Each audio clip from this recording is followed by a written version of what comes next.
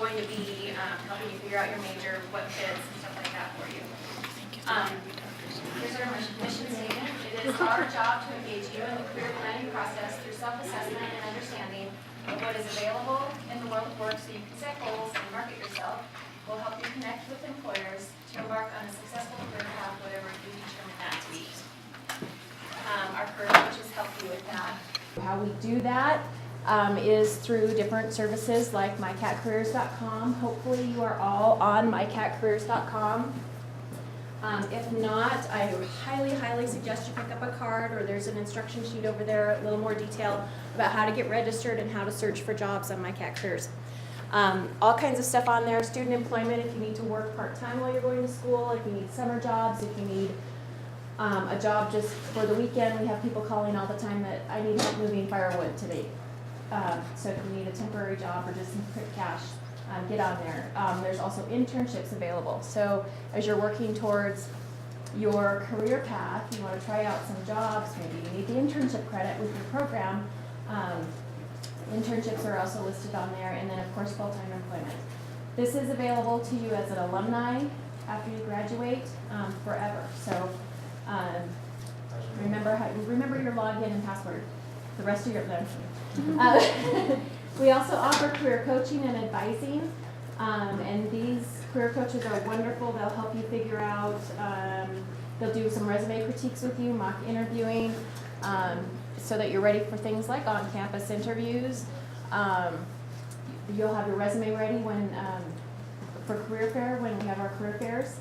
Like I said, alumni employment also, we have a lot of employers that are looking for experienced workers as well. So once you graduate, if you change jobs, if something happens in the economy, we've had a lot of alumni recently getting back online and calling to get their logins and passwords and learn how to use mycatcareers.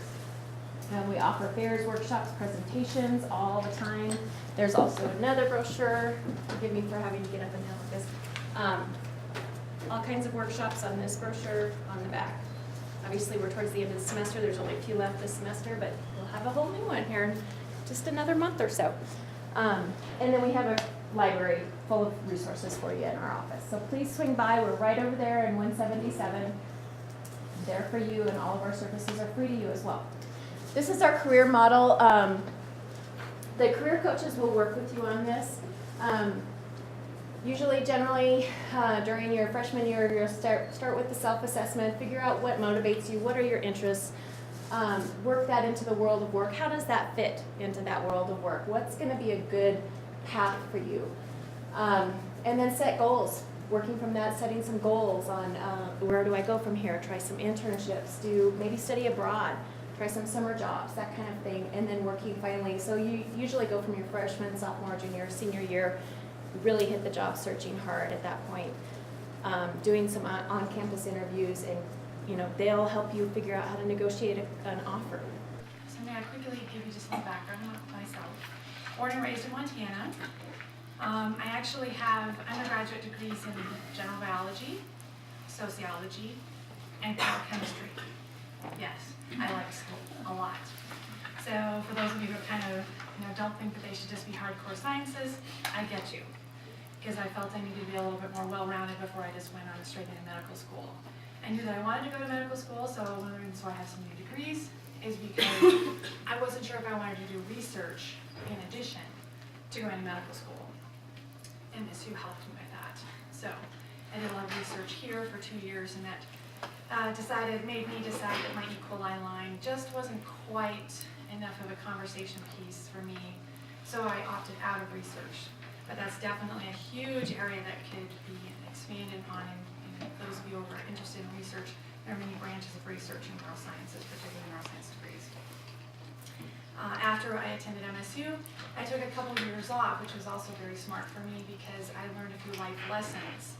When you guys are filling out those internship and job applications, there's going to be a nice section that says experience. Sometimes when you're right out of school, or if you jump, boom, undergrad, boom, graduate school, boom, job, you really don't have the life experience that a lot of companies or schools want. Sometimes it's actually nice to take a little time off. For those of you who want to do internships, then that's good too, because it gives you on-the-job experience.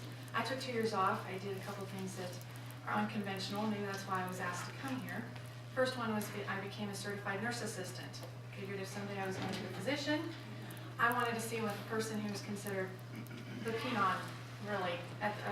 These are the people that, you know, wipe people's butts and wipe the drool and comb people's hairs, and yeah, they're in the trenches for real.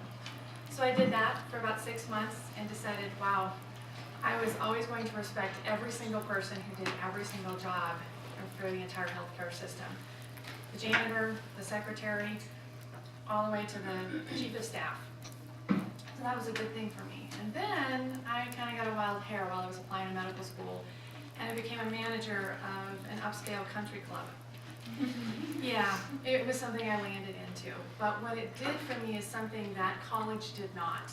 So one of the things that Chantel said were the things that I may recommend that you kind of think outside of the box. Sometimes we're so focused when we're going through this process of education